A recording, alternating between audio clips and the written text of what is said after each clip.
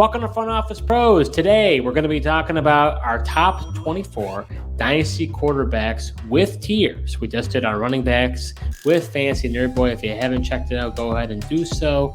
We're going to be going through these quarterbacks, and it's not going to be with rookies yet because Joe and I are firm believers in landing spots. So we're going to wait and hold off. But for now, we're going to go through the top 24 quarterbacks as they are today. Hike! All right, so we're going to be going through 5 tiers, and we're going to go through top 24. So, Joe, why don't you start us off? Who do you got in tier number 5? And tier number 5, sitting at number 24, I've got quarterback Daniel Jones. Then at number 23, Geno Smith. 22, Will Levis. And at 21, Deshaun Watson. Wow. Okay, very interesting. So at number 24, I've got quarterback Russell Wilson. For number 23, I've got quarterback Will Levis. For number 22, I've got quarterback Bryce Young. And for number 21, I've got quarterback Aaron Rodgers. Wow. So, yeah, we've got some differences here. In mine. And I cannot believe you've got Bryce Young in tier 5. How in the world do I have him ranked higher than you? I don't know. That is unbelievable to think that I'm a Bryce Young fan and you hate Bryce Young and you have him higher than me. Not that I hate him. I just I just happen to like CJ Stroud more than him, but I do have some hope that Canales can possibly work some magic on him this year and set him up for some better success. Yeah, I just think for me, from a realistic standpoint, Bryce Young had a really, really bad year. And although I do like his prospects, it's going to take a lot, I believe, for him to turn it around. They're going to have to give a lot of new offensive weapons. They're going to have to change the offensive line. So I think he could be good. I have him and Levis in this area because I think both of them aren't guaranteed commitment. I think either one of them could be moving on the way out. You have new head coaches in, right? You got Brian Callahan coming in Tennessee. He says he's excited to work for Will with Levis. You've got with Bryce Young, you've got Dave Canales come in. They're saying they're excited to work with him. But if both of them don't work out next year, I wouldn't be surprised if both teams are saying we're going to draft a new quarterback, and now that quarterback's on the way out. So it's a prove-it year, I think, for both. And they didn't really show that much to make me think that they're going to do it. I like Bryce. I would buy low on him, but that's why I have him where I have him. Yeah, very, very interesting. I mean, that was a eye-opener right off the bat that I'm going to have him ranked higher than you. Now, you felt similar to me with Will Levis. I guess Bryce Young is a little bit different for you. Now, what about the other guys, though? So I do not have Daniel Jones or Geno Smith in my top 24. I'm assuming you don't have Aaron Rodgers or Russell Wilson in your top 24. No, I thought about those guys. With Russell Wilson, I don't know if he's going to get a starting job somewhere. I guess he could. There's rumors he could go to, the Falcons or an NFC team. Just curious to know, what exactly is going to happen with him. And then, Aaron Rodgers was tough. I thought about it, but, he's older, coming off the Achilles. Not sure how much longer he's going to play. And then, ultimately, he's a good quarterback and stuff. But if the Jets don't improve that offensive line, I have some concerns about him just from a fantasy perspective anyways. Interesting. Yeah, my thoughts with him was you're probably only going to get one more year out of him, I think. In my view, he's not going to be very, very long. He's 40 years old. Right. He'll almost be 41 at the time of the start of the season. So I think he's maybe got one more year left and he's going to be done after that. So to me, it's okay, if you have him, I think that he could help you win now. And what I'm saying is I don't know if Will Levis or Bryce Young are going to make it past next year. So that's my rationale. If it's all a one-year case, Aaron Rodgers is the best one-year case. With Russell, I think that he will get another starting job. And he's not been great, but he's been okay. He was quarterback 14 last year with the Broncos, then quarterback 16, quarterback 16, quarterback 6. I mean, he's still doing relevant. Geno, I think I didn't have Geno on there because I think he's got 1 year left, but I'd rather have the Russell than the Geno. And with Daniel Jones, I think he has also 1 year left too. I think Dayball's on the hot seat. If he's on the hot seat, I think whoever comes in, they're going to move on from Daniel Jones. Yeah, as far as Daniel Jones, I just wasn't sure. Even if the Giants move on for him, does another team kind of take a shot on him? As you see, we see guys like even like Baker, like he's young enough that like even if they do give up on him, I was curious, does another team bring him in and think they can do something? I mean, he's almost 27 right now, so even if he hits the market at 28, if the Giants move on from him, just figured he was young enough to possibly be somewhat relevant for you. Yeah, no, you're not wrong. I was very close to having him in the top 24. Yeah, honestly, I mean, 23, 24, this was tough for me to do. I mean, it was the land of, like you said, Rodgers and 1 year left, or guys like Russ Wilson, like, what are you going to do with? So I just went with what I went with there. Yeah, and honestly, you could, to my view, I feel like you could rearrange these guys as much as you want. Right. Watson, I'm going to disagree with, but I'll share a little bit later on my views with him. I have him higher. He is. You got him 24. higher. See, yes, I am very concerned about him. He has not looked good. I thought last year he was going to look a lot better with the full training camp and everything, and he just didn't. So I'm very curious on your argument for him. All right, so let's go over to tier 4. Who do you got in tier 4? Tier 4 at number 20, I've got Baker Mayfield. At 19, I've got Matt Stafford. 18, Kirk Cousins. At 17, I've got Bryce Young. And at 16, Justin Fields. Whoa, okay. That's interesting. We're going to definitely have some differences here. We were about similar for a little bit there. 20 is Baker Mayfield. 19 is Deshaun Watson. 18 is Jared Goff. Of course, I do. I thought we'd be close, but of course you're higher. 17, Matthew Stafford. 16, Kirk Cousins. And then 15, Brock Purdy. Okay. No surprise I got Brock Purdy higher than you do. Oh, yeah. No, we're not surprised on that one at all. I got to say, I'm actually very surprised how high you have Bryce Young, but we've already had enough airtime when it comes to Bryce Young, so we're going to just pass that one by. Let me explain my Deshaun Watson position. It's not really that much different than yours. I'm at 19. You're at 21. My view is that contract is so it can't get out of it. I mean, they're going to be committing to Watson. And his season was cut short, but, of the 6 games he played, 3 of them he was in the top 12. He's got a good offense. So if he can play a full season, I think that he can be an okay player. So I don't have him way up there, but I mean, he took a significant drop than what I had him last year. I think you too. But yeah, so I only have him a little bit more than you. So that's my thought process as far as Watson. You and I agree with on Baker. The reason why I've got Goff, and you've got Goff and Purdy higher, I put Stafford and Cousins ahead of Goff because I think even though they're older, I think both of them have some good years left on the bone. Especially depending on where Cousins goes, there's the question. But with Stafford, he's got Puka Nacua, he's got Cooper Kupp, he's got some really good options. He's got Sean McVay as the play caller. So to me, Goff, I'm not convinced that he's going to be. I know you really like Goff. Maybe if he signs a contract extension, maybe I'll feel a little bit differently with the guy. He's going to. You think so? 100%. I mean, the rumors were already there. When they played in the championship game. I just feel like he's just a game manager. He was QB7 this past year, QB10 the year before that. I mean, it's been good. I just it's my bias showing. I just can't get behind it. Yeah, I mean, it's fine. I mean, you've got him in a tier with some other, older veteran players. It makes sense where you have him. I just think I do expect him to get that extension, the continuity he's going to have there in Detroit. And Ben Johnson staying at least for another year. So you're going to get probably another top 10 year out of Jared Goff at least next year. But is he a guy you really can be excited about?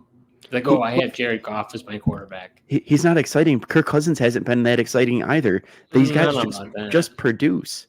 I mean, just plain and simple. Like, yeah, it's not exciting. The most exciting to have Jared Goff on your team. But when you look at your score and look at the stat sheet, he's going to be fine. So what made you have – I'm a little surprised by Fields. You were a big Fields supporter, so this is a big dive for you to have him here in this tier. Yeah, part of the reason I dropped him is I just don't know where he's going to be. Like based on what we're hearing, he's going to be most likely traded Seems like they're going Caleb in the draft at number 1. Yeah. Or at least they're going to go quarterback. Maybe it turns out to not be Caleb, but at least I think they're going to draft the quarterback at 1. Seems like Justin Fields on his way out. I really don't know where he's going to end up. Not like that's going to hurt too much because, I mean, he hasn't had the most success in Chicago. But it's just tricky not knowing where he's going to go and what situation he's going to get into. Do you think he's better off getting out of Chicago at this point? See, it depends. Like, because even though the offensive coordinator hasn't been there, he's still grown within that, and that locker room believes in him. And they got him DJ Moore, and him and DJ Moore flourished. I don't, depending on where he goes, is he going to have that same kind of talent at receiver that he didn't have for, his first couple of years? That's the only tricky thing is what kind of weapons or what kind of offense coordinator is he going to get into. I mean, if he goes to the Patriots, I would not be excited about Justin Fields. Well, but if he went to the Falcons, you got to be excited. That would be correct. That'd be a different story. Yeah. I mean, the Falcons is probably like an ideal spot for him. Oh, I mean, it's ripe for talent. If whoever goes there, is going to be, I think people are going to be excited. Yeah, and then you can finally be excited about a guy like Drake London if he goes there. Things like that. Yeah, if he happens to go to Atlanta, I would probably move him. He's from Atlanta too. Yeah. No, I know. I mean, that would make a lot of sense. It definitely could happen. I think when it comes to Fields, I'll talk about him a little bit. I mean, I don't have him at 16 because of his talent.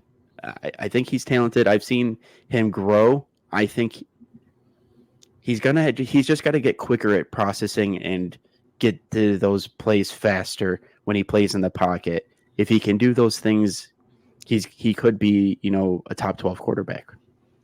Real quick, are you convinced that after the Super Bowl performance that the 49ers are going to stick behind Purdy, for the foreseeable future?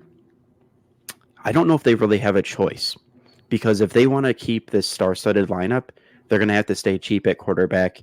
And Brock Purdy, they're barely paying him anything. He's still on his rookie deal. Even if when he gets to the signing point, they probably won't even have to pay him that much once it gets there. But yeah, if they want to keep the studs and the stars that they have on this team, at least for the next couple of years, I think they're going to have to stick with Purdy. See, I think the wheels are going to start to fall off for this team. McCaffrey's not getting any. They didn't lose because of Brock Purdy. I mean, once again, to me, Kyle Shanahan once again blows the game. The guy just doesn't know how to coach the Super Bowls. Didn't stick with their run game. They were the most physical, dominant team in the first half, completely dominated the line of scrimmage. Second half starts, they're not running the ball. They're passing 3 straight times, punting. Same thing happened. That's how the Patriots got back in the 28-3 game. And then just 4 Super Bowls ago, they had a 10-point lead against the Chiefs and lost again. He just doesn't stay with that run game.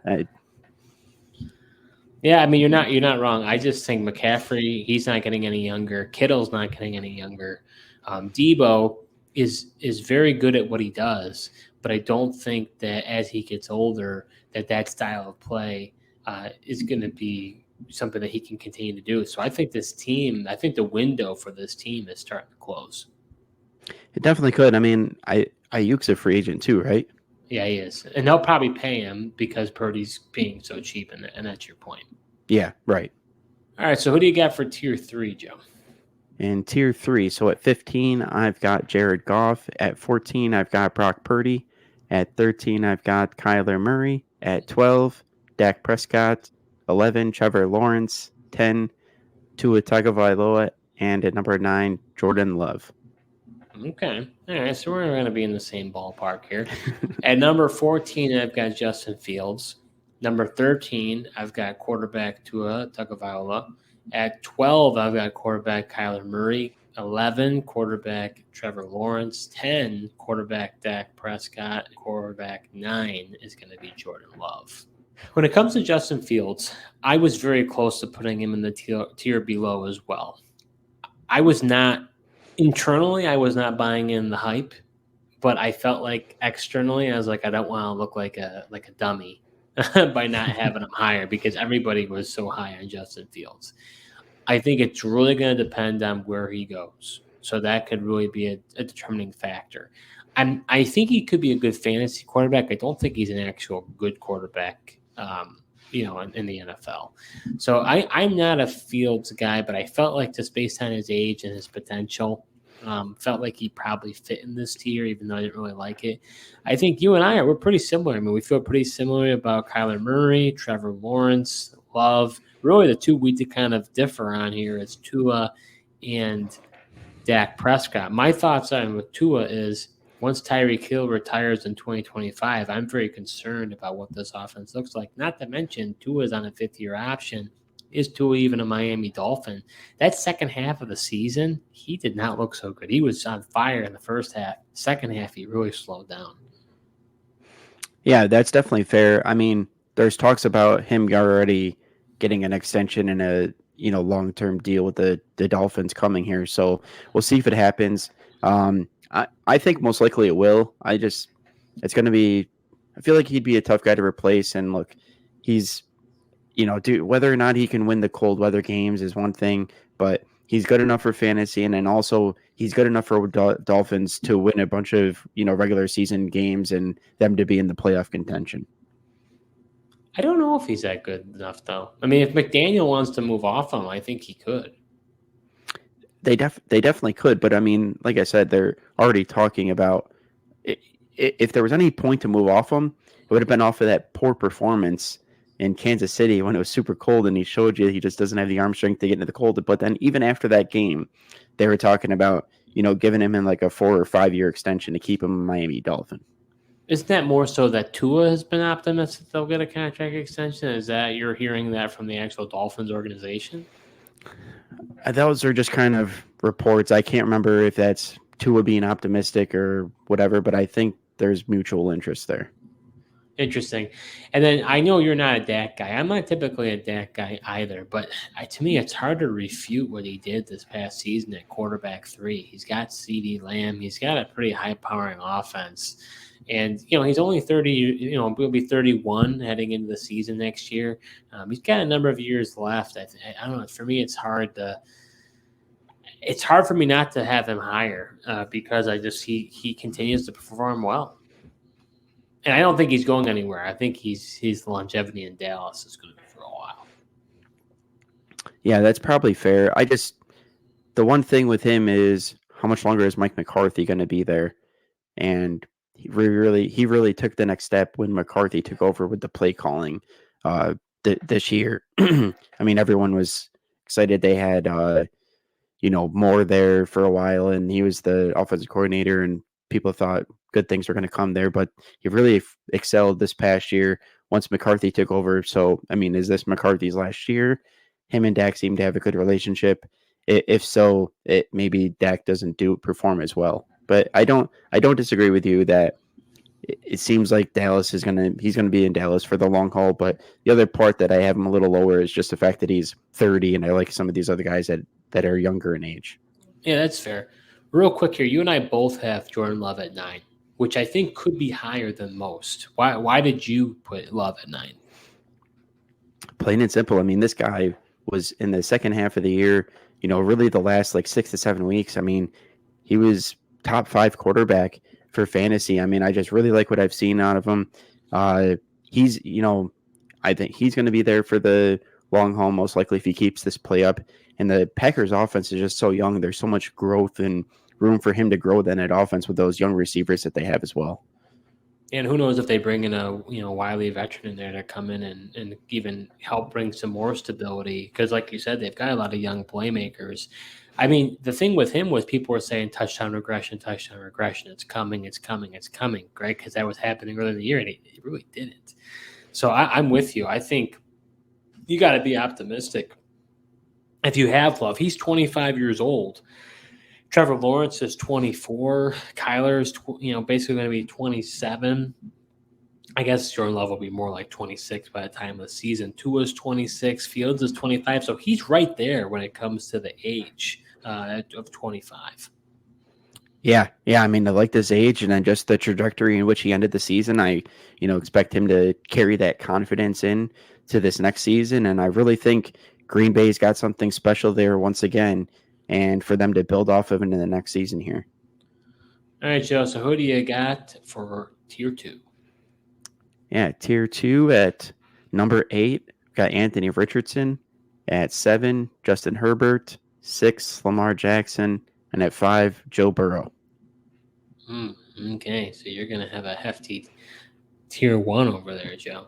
So for number 8, I've got Justin Herbert. Number 7, C.J. Stroud. Number 6, Anthony Richardson. Number 5, Lamar Jackson. Number 4, Joe Burrow. And number 3, Jalen Hurts.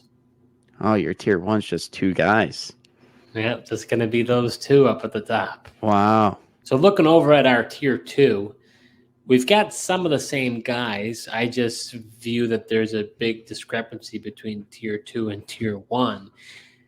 As far as, I've got Richardson 6, you've got Richardson 8, Herbert 8, you've got him 7, Lamar, you've got him 6, I got him 5, Burrow, I've got him 4, you've got him 5. So, I mean, pretty similar. I guess looking at this tier, do you think for those who may be watching, they say, how on earth do you have Anthony Richardson above the likes of, Jordan Love, maybe Lawrence? What's your justification? I obviously have him 6. Yeah, I mean, it's simply that if this guy stays healthy, I mean, he showed with his rushing ability what he can bring to the table. And he was already, playing at top quarterback level for fantasy points because of that rushing ability that he has and explosiveness. I mean, you're talking about, Jared Goff not being an exciting player. Well, here we go. Anthony Richardson, exciting player to watch, and just what he can do. And, I think the Colts have a really good offensive line. They've got the run game, and whether or not they bring Michael Pittman back, we'll see. But they've got some weapons to work with there and with the Colts, and I just his explosiveness and athletic ability is why I've got him over Trevor Lawrence and those other guys you mentioned. Yeah, I think his ceiling is immense. And I could get I have to be careful because I could get caught up with myself here because I could justify him even going as high as 3 for me because I really like Shane Steichen. I think this is a younger, faster, more athletic Jalen Hurts. Right? We saw what Jalen Hurts was able to do with Shane Steichen, and Jalen Hurts has been this great quarterback. Since then, he's been kind of rocky this past season. Towards the tail end of the year, things got a little bit worrisome for me with Hurts. I don't really know what's going to happen there. So that to me is very concerning. So I think with Richardson and Steichen pairing could be lethal. And if that's the case, I mean, and they don't really have even the best weapons around him. So if they can start putting some more weapons around him, I just think for me, I look for ceiling, and this guy's ceiling I think is absolutely immense. So to me, I struggle with guys like Lamar and Burrow.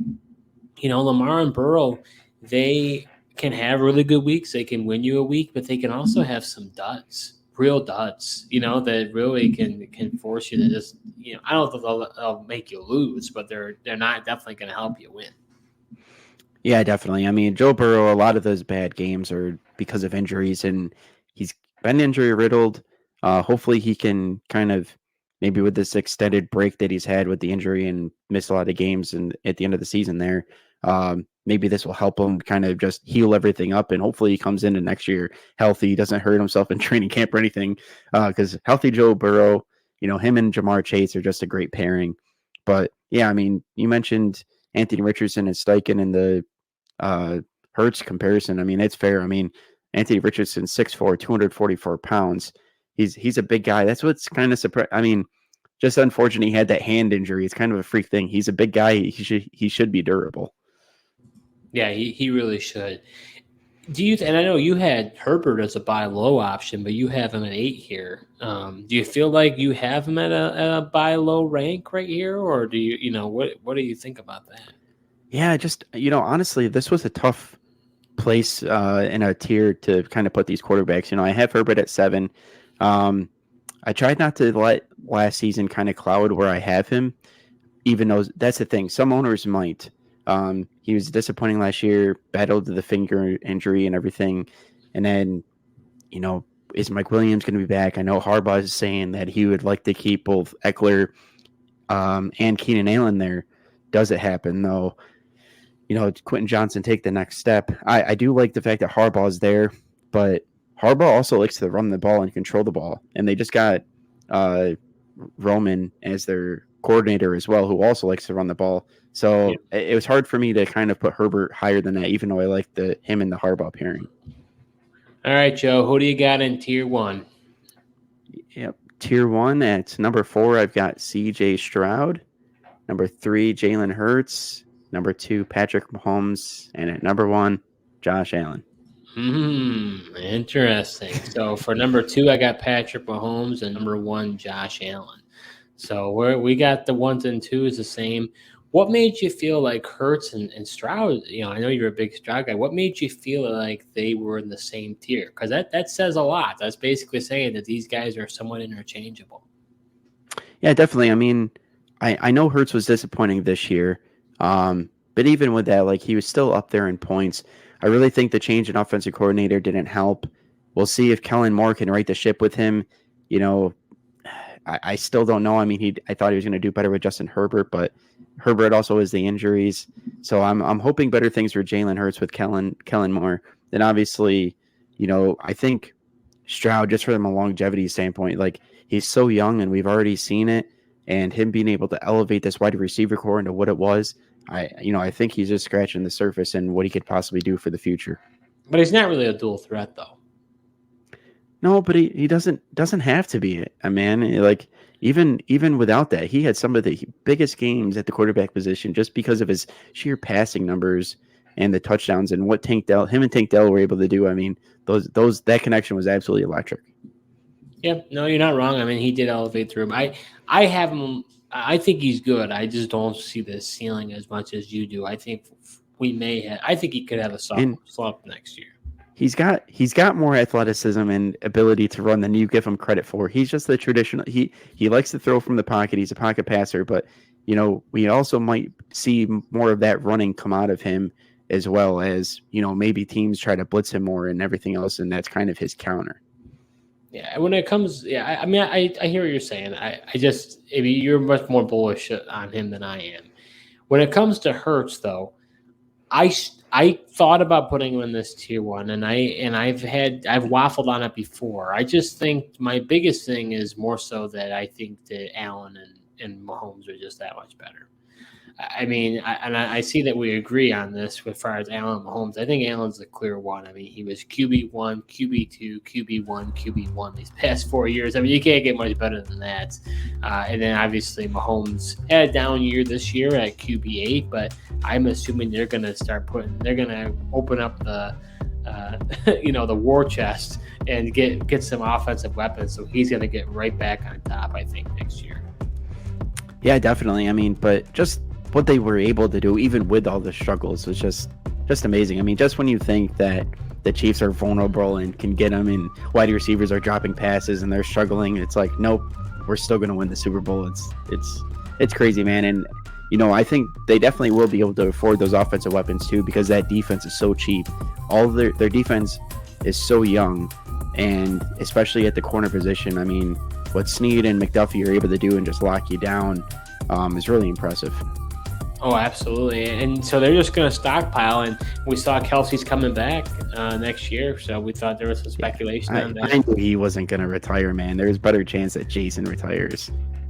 So that does it for our top 24 Dynasty cornerback rankings with tiers. Hopefully you found it's helpful. Go ahead and put in the comments below what your thoughts are on our top 24. We're going to be doing wide receivers, tight ends, and IDP coming up. You're not going to want to miss it. Thank you so much for watching, and until next time.